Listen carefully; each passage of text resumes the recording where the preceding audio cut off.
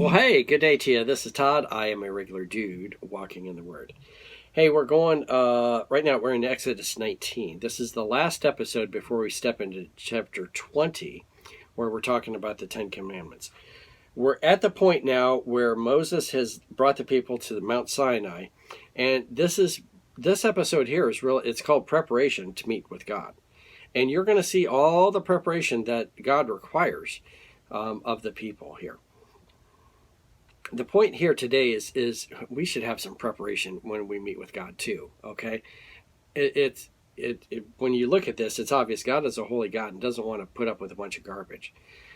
Today it's like a pendulum.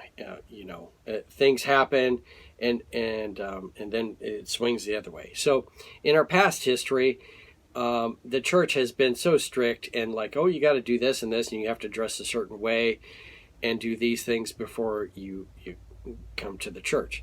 And now we've swung to the other way and like, just come as you are. If you're on your way to the beach, just stop in here for a little bit, and actually we'll make time for you. We'll change the service times to accommodate your beach schedule or whatever.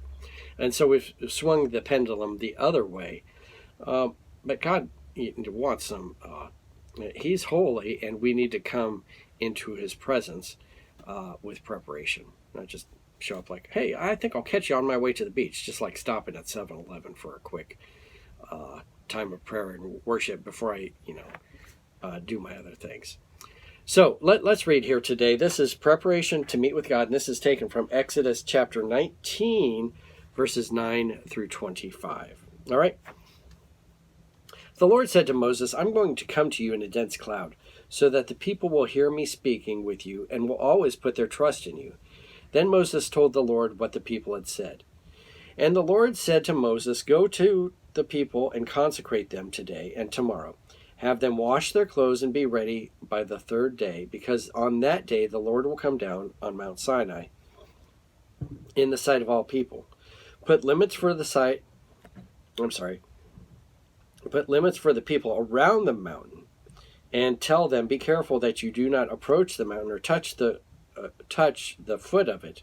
Whoever touches the mountain is to be put to death. They are to be stoned or shot with arrows, and not a hand is to be laid on them. No person or animal shall be permitted to live. Only when the ram's horn sounds, a long blast may approach the mountain. So the mountain is there, and the people are, at the foot of the mountain, and they're not to go near the mountain. And if someone does say there's a stray dog that gets close to the mountain, well, they're to stone that dog or shoot arrows at it and kill it and just let it lay there. But they're not to, like, hey, I had a dog go up there. Let me go up to the mountain, explore, and see where this dog is. Nope. It's like you shoot that dog from a distance and let it lay there. Verse 14, after Moses had gone down the mountain to the people, he consecrated them, and they washed their clothes. Then he said to the people, prepare yourselves for the third day. Abstain from sexual relations. That means don't have sex.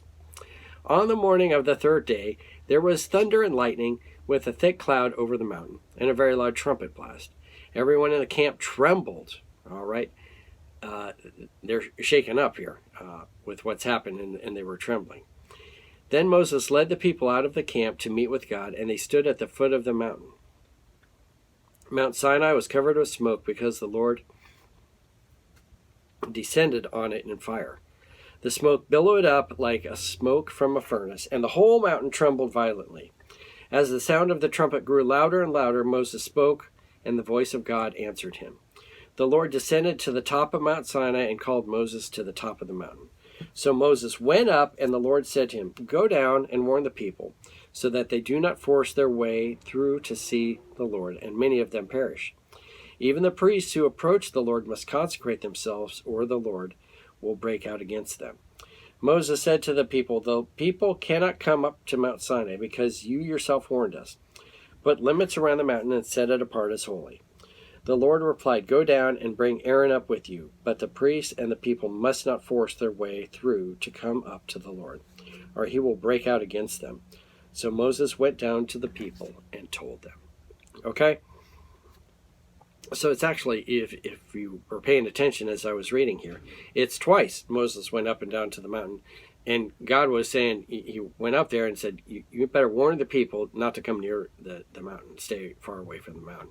So this was twice this happened. He's going up and down just to warn them of that, because you weren't to be in God's presence. God is a holy God. And I talked about it a bit at the beginning of the episode.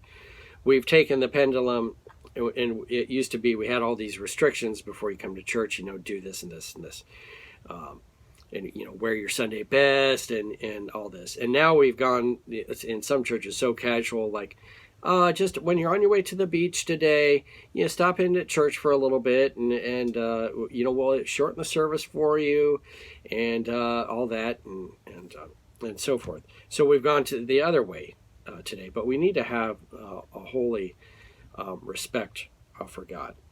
One other thing here is you can see they were restricted from the presence of God. Okay. That wall broke down though when Jesus died on the cross, and then the curtain was ripped in the temple, and that signified we were no longer separated from God. So Jesus has died in my place, and now we have access to God. Okay. We're still not going to march up the mountain to him, but I can pray to God whenever I want to, and he will hear me. Okay. And so that's something else in this passage. But all this is preparation for the Lord getting ready to speak to them and tell them what needs to happen. Thank you for watching. I'm a regular dude walking in the Word, and I look forward to seeing you tomorrow as we jump into chapter 20 and looking at the Ten Commandments. Lord's blessing. I'll see you then.